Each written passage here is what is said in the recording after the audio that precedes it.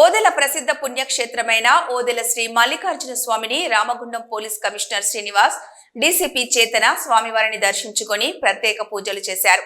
ముందుగా ఆలయానికి వచ్చిన రామగుండం పోలీస్ కమిషనర్ శ్రీనివాస్ కు ఆలయ అర్చకులు, ఆలయ అధికారులు పూర్ణ కుంభంతో స్వాగతం పలికారు.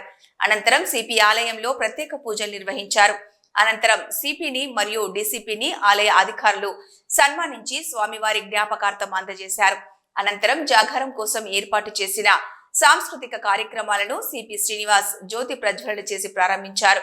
అనంతరం తిన్నారు కృష్ణ సాంస్కృతిక కార్యక్రమాలను సిపి వీక్షించారు.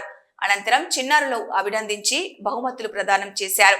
మహాశివరాత్రి ఏర్పాట్లను పరిశీలించారు. ఈ సందర్భంగా రామగుండం సిపి శ్రీనివాస్ మాట్లాడుతూ, స్వయంభూగా వెలిసిన శ్రీ మల్లికార్జున స్వామిని దర్శించుకోవడం సంతోషంగా ఉందన్నారు.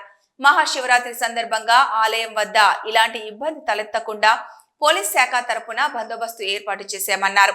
అనంతరం మల్లికార్జున స్వామి ఆలయ ఆవరణలో అకస్మాత్తుగా గుండెపోటుతో కింద పడిపోయిన శ్రీనివాస్ అనే వ్యక్తిని సిపిఆర్ చేసి కాపాడిన ఎస్ఐ రమేష్ తో పాటు అశోక్ కానిస్టేబుల్ ను రామగుండం సిపి శ్రీనివాస్ అభినందించి బహుమతి ప్రదానం చేశారు.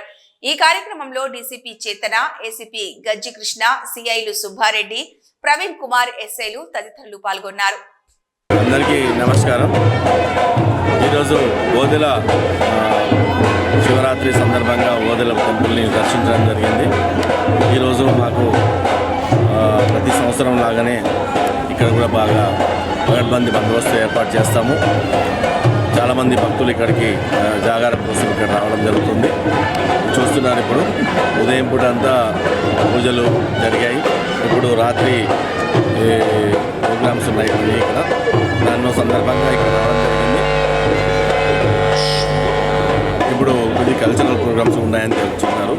ఇక్కడ ప్రజలు, పబ్లిక్ అందరూ చాలా ప్రశాంతంగా భయభక్తితో ఈ మల్లికార్జున స్వామిని దర్శించుకుంటున్నారు. ఈ దర్శన సందర్భంగా అందరికీ శుభాకాంక్షలు తెలియజేస్తాను.